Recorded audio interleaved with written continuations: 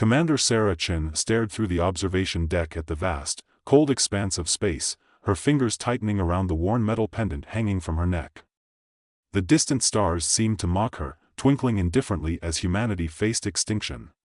The Vraxian armada hovered in low orbit around Earth, their crystalline ships refracting sunlight into prismatic displays that would have been beautiful if they weren't harbingers of destruction. "They're moving into position, Commander," Lieutenant Marcus Rivera reported, his voice steady despite the fear evident in his eyes. "All 7 motherships. Planetary defense grid is registering weapon systems charging." Sarah nodded, her mind racing through calculations and possibilities. "What's the status on Aegis Base?" "Still operational, but communications are spotty. Major Deveraux reports they're at 60% capacity and falling." Marcus hesitated. "Commander, the civilian evacuation of the eastern seaboard is only at 43%. We need more time."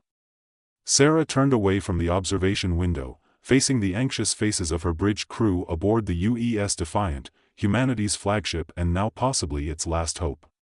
The ship hummed around them, a testament to human engineering and determination, yet it was a child's toy compared to the planet-killing vessels surrounding Earth.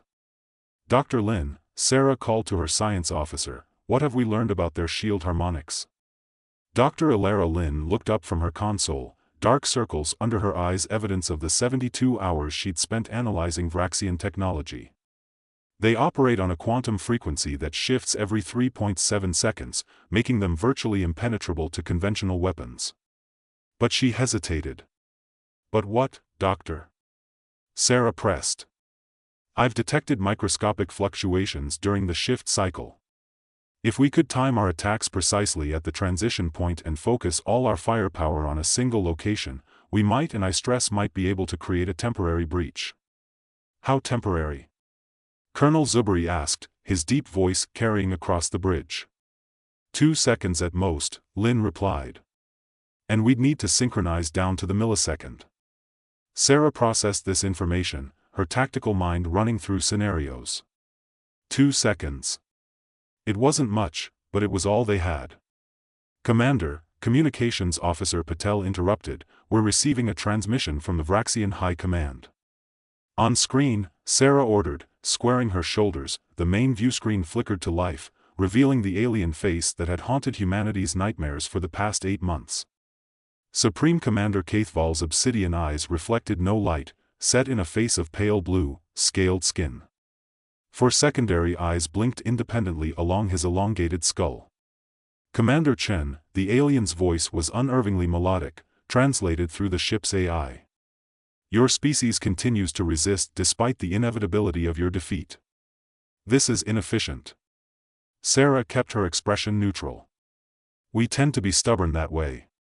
"Stubbornness is a primitive trait," Caithval responded. "One your species would have evolved beyond if you were worthy of continued existence. Our scans indicate your remaining military assets are insufficient to mount an effective defense. We offer you terms: surrender Earth and provide us with unrestricted access to your biological diversity. In exchange, we will establish reservations for a controlled human population." Sarah felt rage building in her chest but kept her voice level. "And if we refuse?" "Extinction." The word was spoken with the casual indifference of someone discussing the weather. "You have 6 Earth hours to comply. Further resistance will be met with the full force of our armada." The transmission ended, leaving the bridge in silence. Colonel Zuberi was the first to speak. 6 hours. Not much time to save the world. Sarah's hand found the pendant again, her daughter's first art project, a crude metal star she'd made before the first Vraxian attack had taken her life along with millions of others in what was now called the Sydney devastation. "We're not accepting those terms," she said quietly. "And we're certainly not going extinct. Not today." She turned to her crew. "Dr. Lin, I need you to compile everything we know about those shield fluctuations. Colonel Zuberi, coordinate with all remaining Earth forces and our lunar batteries. Lieutenant Rivera, plot us a course that will position us directly between their command ship and Earth." Rivera's eyes widened. "Commander, that would place us within the convergence zone of all 7 motherships." If they decide to fire, they won't, Sarah interrupted. Not with their precious command ship in our line of fire. They might not consider us a threat, but they won't risk their leadership on that assumption. She moved to the center of the bridge, her decision crystallizing into a plan. The Vraxians believe themselves superior because their technology is advanced, their society unified, and their strategies perfect. But they've made one critical mistake. She looked at each crew member in turn. They've underestimated what humans do when backed into a corner. General William Deveraux surveyed the chaos of Aegis Base with growing concern. The underground facility, carved into the Rocky Mountains, had been humanity's best-kept secret, a fallback position housing Earth's most advanced weapons research. Now it was their last stand. Status report, he barked, moving through the command center as technicians and soldiers rushed to their stations. Sir, our quantum arrays are online but operating at reduced capacity, Major Sophia Kwan reported, jogging to keep pace with him. The superconductor cooling systems were damaged in the last attack. We've got maybe 2-3 firing sequences before they overheat. William nodded grimly. And Project Prometheus? Sophia hesitated. Dr. Okafor says it's operational, but completely untested. The risk of catastrophic failure is, I know the risks, Major, William interrupted. I also know we're out of options. Get Okafor up here. As Sophia hurried off, William's secure comm channel activated. Deveraux here. General, it's Chen, came the familiar voice of his former XO. We have a plan, but we're going to need Aegis Base at full operational capacity. William moved to a private alcove. Sarah, we're hanging on by our fingernails here. The Vraxians have located us. It's only a matter of time before they penetrate our mountain. We've discovered a weakness in their shields, Sarah explained quickly. A 2-second window during their harmonic cycle. If we coordinate every remaining weapon, we have orbital platforms, lunar batteries, and the Defiant's main guns, we might be able to punch through. Might being the operative word, William replied. Do you have a better idea, General? William glanced across the command center where Dr. Okafor had just arrived, his tall frame bent in exhaustion, clutching a secure tablet. As a matter of fact, I might. How familiar are you with Project Prometheus? There was a pause on the line. The theoretical weapons platform? I thought it was decades away from practical application. Theoretical until 3 months ago, William corrected. Okafor and his team have built a working prototype, though stable might be a generous description. What does it do exactly? Sarah asked. William lowered his voice. It creates a targeted subspace distortion that can theoretically bypass conventional shields completely. The problem is, it requires an enormous amount of energy and has to be deployed at close range. How close? Dangerously close. Suicide mission close. Another pause. Send me the specs. We'll integrate it into our plan. Sarah, William's voice softened. This is likely a one-way trip. I know, she replied. But if it means humanity survives, it's worth it. As the communication ended, William turned to Dr. Okafor. Doctor, your impossible weapon just became our last hope. How quickly can we deploy it to the Defiant? Okafor's eyes widened. Sir, Prometheus isn't ready for field deployment. The energy requirements alone would, can it work? William interrupted. Okafor hesitated. Theoretically, yes. Then make it happen. You have 4 hours. The hangar bay of the Defiant was a flurry of activity as the Prometheus device was carefully loaded aboard. Sarah watched as the cylindrical mechanism, surprisingly small for something that might save humanity, was secured to a specialized mounting frame. It doesn't look like much, Marcus commented, standing beside her. Neither did the first atomic bomb, Sarah replied. Dr. Okafor assures me it will work. With all due respect, Commander, his exact words were, it should work if the quantum alignments hold and we don't all get sucked into a pocket dimension. Sarah almost smiled. I appreciate the accuracy of your report, Lieutenant. Dr. Lin approached, holding a tablet. Commander, I've completed the analysis of the shield fluctuations. We can predict the exact millisecond of vulnerability, but the timing will need to be perfect. And our window of opportunity? The 7 motherships synchronize their shield harmonics every 73 minutes. The next synchronization will occur in exactly. She checked her tablet, 3 hours and 14 minutes. That's when all ships will be vulnerable simultaneously. Sarah nodded. That's our moment. Inform all Earth forces. Every remaining weapon we have fires at that exact second.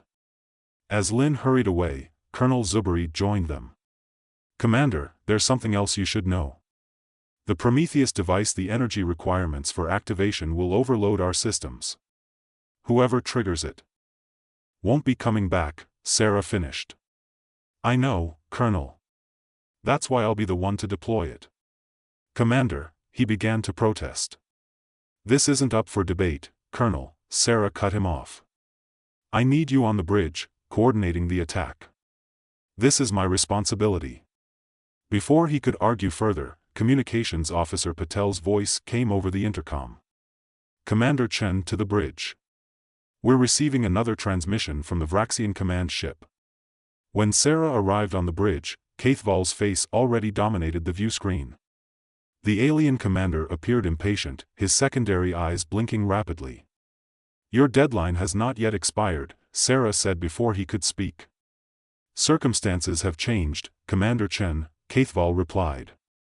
Our sensors have detected unusual energy signatures from your planetary installation. This indicates you are preparing some form of resistance rather than considering our generous terms. They've detected Prometheus, Sarah realized with growing alarm. As a result, the alien continued, we have accelerated our timetable. You now have 1 hour before we begin planetary bombardment. Sarah maintained her composure despite the panic threatening to overwhelm her. Supreme Commander, such actions would destroy the very biological resources you seek to harvest. An unfortunate but acceptable loss, Kaithval replied coldly. We have collected sufficient samples from your population already. The rest is redundant. The screen went dark. They're moving. Rivera called out. All 7 motherships are repositioning for optimal firing solutions. Sarah's mind raced. Their carefully timed plan was falling apart before it even began. How long until the next shield synchronization? 71 minutes, Lin responded. We can't wait that long. Sarah made her decision. We attack now. Colonel Zuberi, inform all Earth forces to prepare to fire on my mark. We'll target each ship individually as their shield cycle. What about Prometheus? Marcus asked. The plan remains the same, Sarah replied. But we need to get closer to their command ship. Commander, Rivera protested, without the synchronized vulnerability, our chances of creating a breach large enough for Prometheus are infinitesimal. Sarah met his gaze. Then we'll have to make our own opening, Lieutenant. Plot an intercept course with the Vraxian command ship. Full speed. The Defiant surged forward, its engines straining as it accelerated toward the massive Vraxian command ship. Behind them, Earth hung in the void, blue and vulnerable. All remaining orbital platforms are standing by, Zuberi reported. Lunar batteries at maximum charge. Vraxian vessels are responding to our approach, Rivera added. They're adjusting formation to intercept. Sarah stood at the center of the bridge, projecting a calm she didn't entirely feel. Hold course. Weapons, target their forward sensor array. Commander, Patel called out, we're being hailed by all surviving Earth vessels. They're pledging to follow us in. Sarah turned to the communications station in surprise. On the tactical display, she watched as dozens of smaller craft frigates, destroyers, even civilian vessels retrofitted with makeshift weapons moved to form up behind the Defiant. The Jakarta, the Soyuz, the Kilimanjaro. Patel read off the list of ships joining their desperate charge. Captain Nakamura says, and I quote, we might as well all go down swinging. Sarah felt a surge of pride. This was humanity at its finest, facing impossible odds with unflinching courage. Acknowledge their support, Officer Patel. And tell them. She paused, emotion threatening to overwhelm her. Tell them it has been the highest honor to serve alongside them. Vraxian weapons powering up, Lin warned. They're targeting our escort vessels first. Defensive pattern Delta, Sarah ordered. All ships, evasive maneuvers. Dr. Lin, I need that shield analysis now. The command ship's next vulnerability point is in 27 seconds, aft quadrant, grid section 14C, Lin reported. All Earth forces, Sarah broadcast, target the following coordinates and fire on my mark. Timing must be precise to the millisecond. The space between the human fleet and the Vraxian armada closed rapidly. The first alien energy beams lanced out, catching a smaller frigate and vaporizing it instantly. May they forgive us, Sarah whispered, then raised her voice. Mark. The combined firepower of humanity's remaining arsenal converged on a single point of the Vraxian command ship. For a breathtaking moment, nothing happened, then a small, bright rupture appeared in the alien vessel's shields. Direct hit. Lin exclaimed. Shield breach confirmed, but it's already beginning to close. That's our cue, Sarah said, heading for the lift. Colonel Zuberi, you have the bridge. Keep them occupied. Commander, Zuberi called after her. Sarah. Good hunting. The Prometheus device hummed ominously as Sarah made final preparations in the specially modified shuttle. Dr. Okafor's voice came through her headset, walking her through the activation sequence. The targeting system must remain locked on the breach point, he explained. Even the slightest deviation could result in catastrophic failure. Define catastrophic, Sarah requested, securing herself into the pilot's seat. At minimum, the shuttle and everything within a 1,000-kilometer radius would be compressed into a subspace pocket. At worst, well, let's focus on the mission. Oddly comforting, Doctor, Sarah replied, engaging the shuttle's engines. Shuttle Icarus to bridge, ready for deployment. Acknowledged, Icarus, Zuberi's voice responded. We'll create another breach in 30 seconds. Stand by. As the shuttle bay doors opened, Sarah got her first unobstructed view of the battle raging outside. The human fleet was taking heavy losses, but they fought with desperate ingenuity, using maneuvers no Vraxian tactical computer could predict. Breach in 5, 4, 3. Zuberi counted down. Sarah launched the shuttle, accelerating directly toward the massive Vraxian command ship. Behind her, the combined firepower of Earth's remaining weapons converged again, punching another temporary hole in the alien shields. Breach confirmed. Zuberi announced. You have 1.8 seconds, Commander. The shuttle rocketed forward, aiming for the flickering vulnerability in the otherwise impenetrable barrier. Vraxian point defense systems tracked her, energy beams slicing through space around the small craft. Almost there, Sarah muttered, making micro-adjustments to her trajectory. A proximity alert blared as 3 Vraxian interceptors moved to block her path. Sarah juked the shuttle hard to port, then to starboard, her years of flight experience guiding her hands. Breach closing in 0.9 seconds. Lin's voice warned. Not going to make it, Sarah realized aloud, watching the gap narrowing too quickly. In that moment, 3 human fighters appeared, placing themselves directly between the shuttle and the Vraxian interceptors. Go get them, Commander, came an unfamiliar voice over the comm. Echo Squadron will clear your path. The fighters engaged the interceptors in a suicidal diversion, buying Sarah precious fractions of a second. The shuttle slipped through the closing breach with barely a meter to spare, the shield snapping shut behind her. She was inside the Vraxian defenses. The shuttle shuddered as point defense weapons scored hits on its hull, but Sarah pressed forward, weaving through the massive crystalline structures of the alien vessel. Her target lay ahead, the central power core, visible as a pulsing, violet light at the heart of the ship. Prometheus is armed and ready, she reported, her voice steady despite everything. Approaching deployment range. Sarah, General Deveraux' voice unexpectedly came through her comms. Aegis Base has fallen. We've evacuated who we could. It's all on you now. Sarah thought of her daughter, of Earth, of the billions of lives depending on this moment. Understood, General. It won't be in vain. As the shuttle approached the power core, alarms blared warning of critical damage. The vessel wouldn't last much longer under the barrage of alien weapons. Prometheus deployment in 3, 2. The shuttle rocked violently as a direct hit breached its hull. Warning lights flooded the cockpit as atmosphere vented into space. Sarah's emergency suit activated, but the controls were failing. With her last conscious effort, Sarah reached for the Prometheus activation switch, her fingers closing around it as darkness began to edge her vision. "For Earth," she whispered, and pulled the switch. Aboard the Defiant, the bridge crew watched in stunned silence as the Vraxian command ship seemed to implode, collapsing inward like a dying star. A wave of subspace distortion radiated outward, catching the nearest Vraxian vessels in its effect. "It worked," Lynn breathed, staring at her readings in disbelief. The Prometheus device created a localized subspace compression field. "What about Commander Chen?" Rivera asked, his voice tight. Zubari's face was grim. "No signs of the shuttle. She's gone." Before they could process this loss, Patel called out, "Colonel. The remaining Vraxian ships, they're withdrawing." On the tactical display, the alien vessels were indeed pulling back, their formation in disarray for the first time since the invasion began.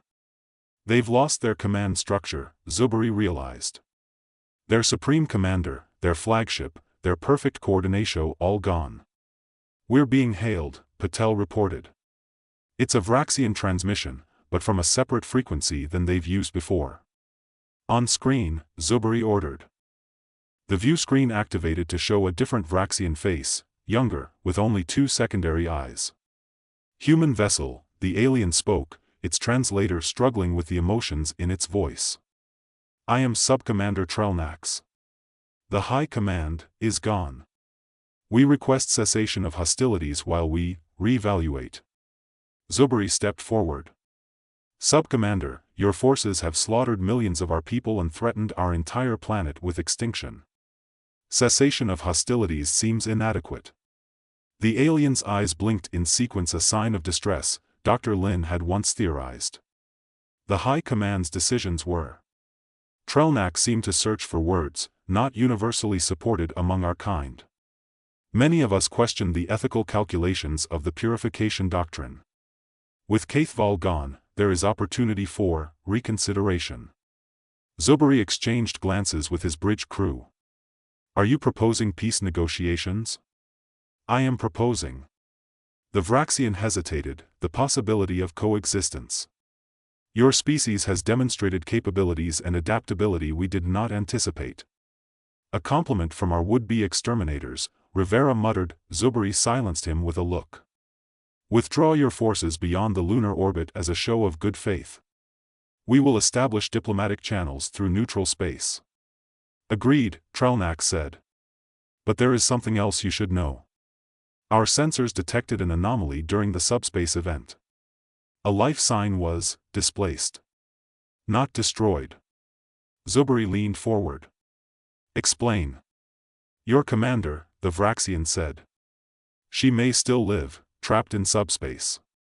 With our combined technologies, retrieval might be possible." Hope surged through the bridge. "Stand by, Subcommander," Zubari said, muting the transmission. "Dr. Lin, is this possible?" Lin was already working at her console. "Theoretically, yes. The Prometheus device was designed to create a containment field, not outright destruction. If Commander Chen was at the epicenter when it activated, she could be suspended in a pocket dimension," Rivera finished. "But how do we get her back?" "We'd need the Vraxians' quantum field manipulators," Lin said. "Their technology is the only thing advanced enough to pierce the subspace barrier." Zubari unmuted the transmission. "Subcommander, we accept your proposal both for diplomatic relations and for Commander Chen's retrieval. But understand this, any deception will be met with the full force of what remains of Earth's military." "Understood, Colonel," Trelnax responded.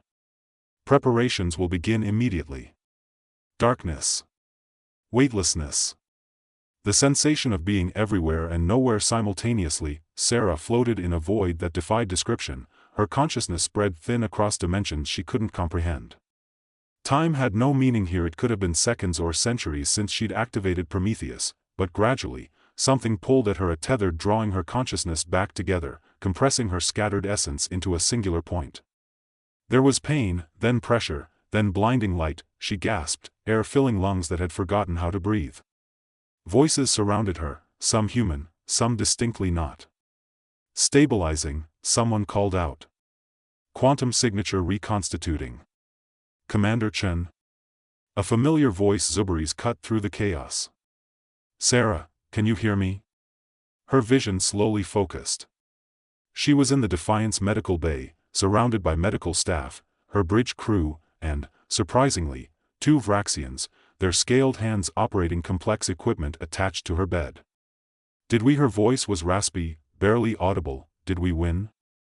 Zubari smiled, an expression she'd rarely seen on his stoic face. Yes, Commander. Thanks to you, humanity not only survived, we've opened diplomatic relations with the Vraxian collective. It seems your disappearance into subspace caused quite the political upheaval in their ranks. The device worked, Sarah whispered. Beyond our most optimistic projections, Dr. Okafor confirmed, stepping into view. The subspace compression destroyed their command structure but preserved you in a quantum state between dimensions. It took us 3 weeks to figure out how to bring you back. 3 weeks? Sarah attempted to sit up, only to be gently restrained by the medical officer. Easy, Commander, the doctor cautioned. Your molecules are still remembering how to be solid matter. One of the Vraxians stepped forward cautiously. Commander Chen, I am Sub-Commander Trelnax. Your sacrifice has forced my people to reconsider many assumptions about your species. We had classified humans as technologically inferior but have come to recognize that technology is not the only measure of advancement. Sarah studied the alien's face, searching for any trace of the cold arrogance Kaithval had displayed. Instead, she found what appeared to be genuine contrition. 3 months ago, you were trying to exterminate us, she said. Yes, Trelnax acknowledged. A decision based on flawed calculations and incomplete understanding. Your species' resilience, adaptability, and capacity for self-sacrifice were variables we failed to account for. And now? Now, General Deveraux said, entering the medical bay, we're negotiating a peace treaty. The Vraxians are withdrawing from Earth orbit, and preliminary talks suggest possibilities for technological exchange and mutual defense pacts. Sarah absorbed this information, her mind still piecing together the implications. So we didn't just survive, we changed their minds. That may be humanity's greatest strength, Trelnax observed. Not your weapons or your technology, but your ability to transform your adversaries through unexpected actions.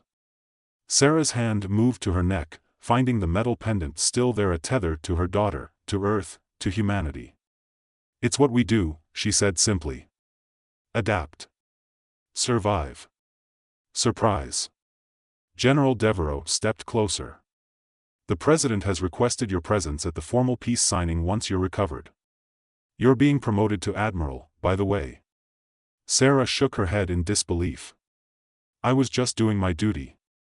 Your duty saved our species, Zubari pointed out. And possibly changed the course of interstellar relations forever. As her crew gathered around her bed, Sarah felt the weight of what they'd accomplished settling in. Humanity had faced extinction and emerged not only intact but with a new place in the cosmos, respected, perhaps even feared, but most importantly, recognized. So, she asked, a hint of her old determination returning, what's our next mission? 6 months later, Admiral Sarah Chen stood on the observation deck of the newly commissioned UES Phoenix, Earth's first vessel incorporating shared human and Vraxian technology. Beyond the viewscreen lay not just Earth and its traditional allies, but a small contingent of Vraxian ships no longer invaders, but escorts for humanity's first official diplomatic mission to the stars. Fleet reports ready for departure, Admiral, Captain Rivera announced from beside her. Sarah nodded, her gaze moving from the ships to the stars beyond, no longer distant and mocking, but full of possibility. Signal all vessels, she ordered. Humanity is ready to introduce ourselves to the galaxy. The Phoenix's engines hummed to life, propelling Earth's ambassadors forward into a future that, against all odds, they had earned the right to see.